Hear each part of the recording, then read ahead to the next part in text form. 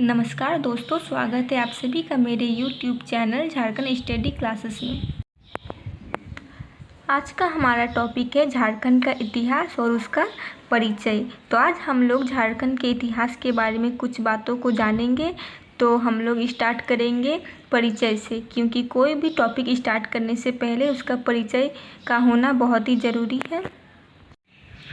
तो यहाँ पे सबसे पहले बात आता है कि झारखंड का नाम झारखंड ही क्यों पड़ा, या झारखंड का क्या अर्थ है।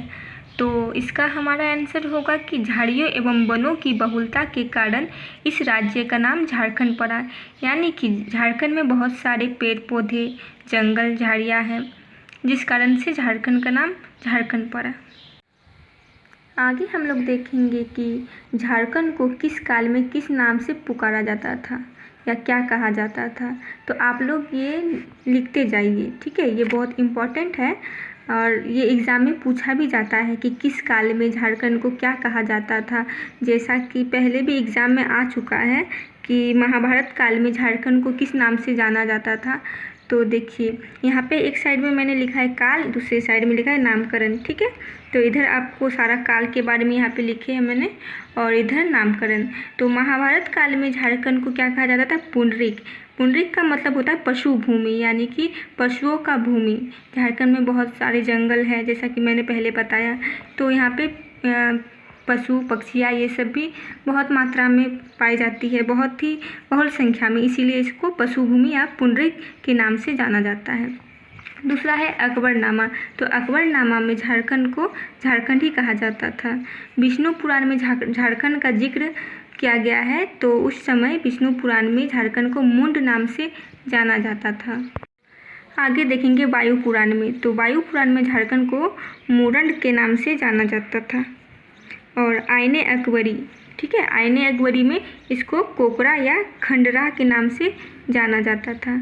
कौटिल्य के अर्थशास्त्र में देखिए, कौटिल्य के अर्थशास्त्र में भी झारखंड का जिक्र है, जिसमें झारखंड को कुकुट या कुकुट देश के नाम से जाना जाता था।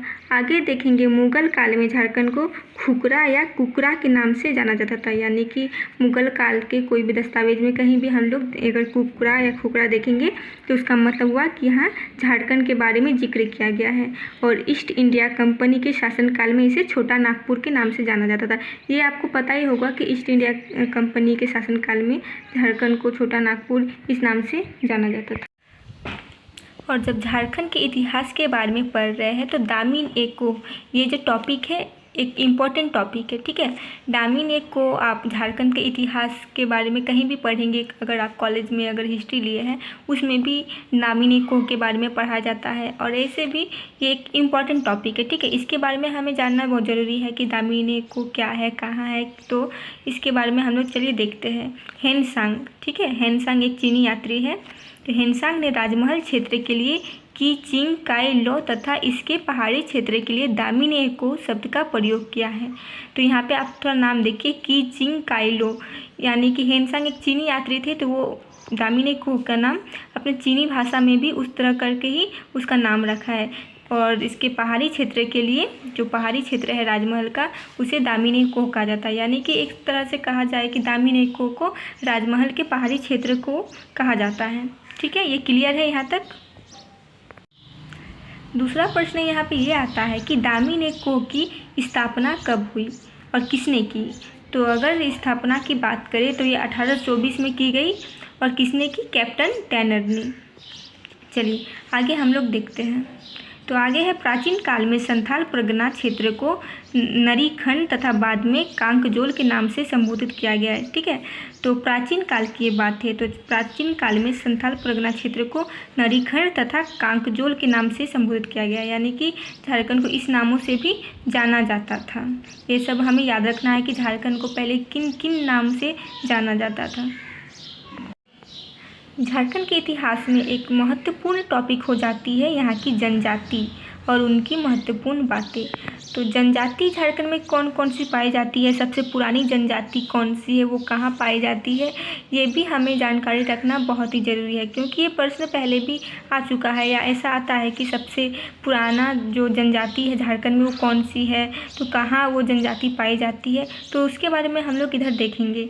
तो सबसे जो पहले जनजाति है झारखंड की वो है असुर। ठीक है, असुर के बारे में एक पूरा चैप्टर दिया हुआ है, हम आगे भी ये सब आप लोगों को देंगे। असुर के बारे में जो जानकारी चैप्टर है मैं उसको अलग टॉपिक से वो वीडियो बना दूँगी। ठीक है, तभी हम लोग यहाँ पे देखेंगे जनजाति और महत्वपूर्ण बातें। ठीक है, तो यहाँ पे असुर जनजाति क्या है, झारखंड की प्राचीनतम जनजाति है। यहाँ पे जनजाति होगा, सॉरी, तो यहाँ पे है झारखंड की प्राचीन जनजाति क्या है, असुर है। और ये कहाँ कहाँ पाई जाती है, रांची, लोहरदगा और गुमला के क्षेत्र में पाई जाती है। दूसरी जनजाति की बात करें तो यहाँ है बिरजिया, बरहोर तथा खड़िया। ठीक है, ये एक प्रकार की जनजाति है झारखंड की। तो ये देखिए कहाँ पाई जाती है, कैमूर की पहाड़ियों से होकर छोटा नागपुर में प्रवेश। ठीक है, कैमूर की पहाड़ियों से छोटा नागपुर में प्रवेश। और तीसरा जनजाति है मुंडा, उराव और हो। तो मुंडाओं ने नागवंश की स्थापना में योगदान दिया है, ये महत्वपूर्ण इसकी बातें हो गई। तो यहाँ पे अगर प्रश्न पूछा जाएगा कि नागवंश की स्थापना किसने की, तो इसका आंसर होगा मुंडाओं ने। ठीक है, और इस मुंडा और उराव हो के बारे में और एक दूसरा है कि उराव झारखंड में राजमहल तथा पलामू नामक 2 शाखाओं में बसे थे। तो उराव झारखंड के राजमहल क्षेत्र में तथा पलामू नामक क्षेत्र में बसे थे। चलिए आगे देखेंगे, यहाँ पे चेरो, खरवार, संथाल। तो इसके बारे में देखिए क्या है, 1000 ईसा पूर्व तक चेरो, खरवारों तथा संथालों को छोड़कर झारखंड में पाई जाने वाली सभी जनजातियाँ छोटा नागपुर क्षेत्र में बस चुकी थी। अच्छा, तो देखिए खेरवारों, संथालों को छोड़कर ये जो 3 जो जनजाति, इसको छोड़कर सारी जनजाति छोटा नागपुर में बस चुकी थी। और आगे देखेंगे पूर्व मध्य काल में संथाल हजारीबाग में बसे और ब्रिटिश काल में संथालों का विस्तार संथाल परगना क्षेत्र में हुआ। यानी कि पूर्व मध्य काल में संथाल सिर्फ हजारीबाग में बसे थे, लेकिन जब ब्रिटिश काल जब झारखंड में प्रवेश किया तो उस टाइम तक संथाल परगना क्षेत्र में भी संथालों का आगमन हो गया था। तो आज हम लोगों ने झारखंड का परिचय, झारखंड के इतिहास के बारे में जाना, दामिनी को, झारखंड को किस कालखंड में क्या कहा जाता था, उनकी महत्वपूर्ण बातें तथा जनजातियों के बारे में कुछ चीज़ें के बारे में मैंने यहाँ पे बताया। आज की ये जानकारी आप लोगों को कैसी लगी ज़रूर कमेंट में बताइए, तथा चैनल में नए हैं तो चैनल को सब्सक्राइब कीजिए। धन्यवाद।